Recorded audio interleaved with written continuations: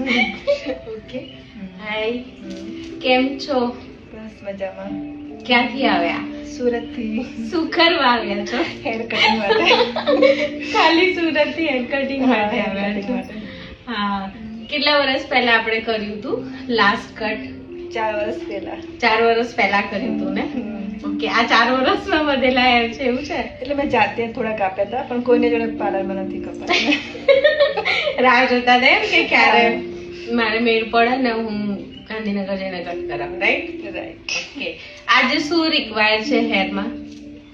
જે મારા ફેસ પર સૂટ થાય એવી અને તમે જે રીતે કાપો છો બેસ્ટ કાપો છો. એટલે એઝ ઇટ ઇઝ આપણે જે વર્ષોથી કરતા આવ્યા છે એ કટ Yes. કરીશું એમ ને? ઓકે. ઠીક છે, ચલો. ઘણા વર્ષોથી આપણે કટ તો કરીએ છીએ ને? હા. આઈ થિંક 10 વર્ષ થઈ ગયા હશે.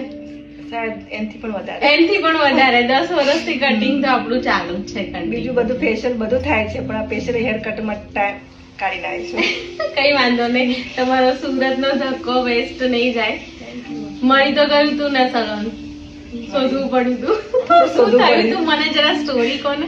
સ્ટોરીમાં તો હું બીજી દુકાને જતી રહી હતી પછી જોઈને મૂડ ઓફ થઈ ગયો. એ બેનને જોઈને પછી મૂડ ઓફ થઈ ગયું. પછી સામે ચાની દુકાને ગઈ અને સામે જોયું પાર્લર એટલે એકદમ ખુશ થઈને ક્યાં મળી ગયું હવે? પેલા જોવા આવી તમે જ છો કે નહીં ભાઈ જોઈને ખુશ થઈ. પછી મારા હસબન્ડને કીધું તમે બેસો હું હેર કટિંગ કરી. ઓકે. ઠીક છે, વાંધો નહીં. એક્સાઇટમેન્ટ તો છે નહીં કટિંગ નું? ઠીક છે, બધું બહુ કરાવતું પણ મારે ટાઈમ નથી. કઈ વાંધો નહીં, મસ્ત આજે ટ્રાન્સફોર્મેશન કરી દઉં, બરાબર? ઠીક છે.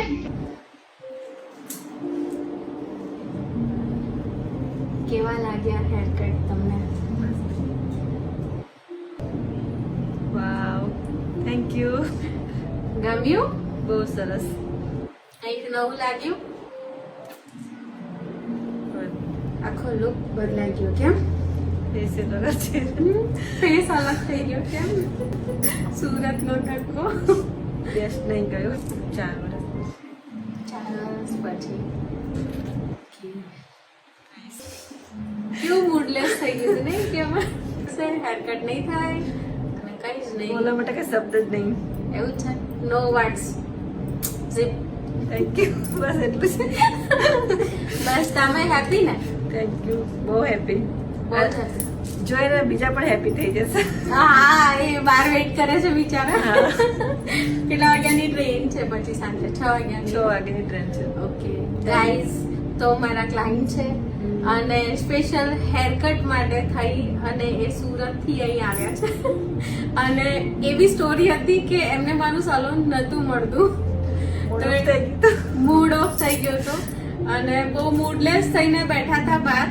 તો સામે જોયું ને તો કે આ રહ્યું સલૂન. તો જે એક્સાઇટમેન્ટ હતું ને એમનું એ કંઈક અલગ લેવલનું જ હતું. બટ હેપી છે તો હું પણ હેપી છું. બહુ હેપી છું. Okay, nice. Thank you. Welcome.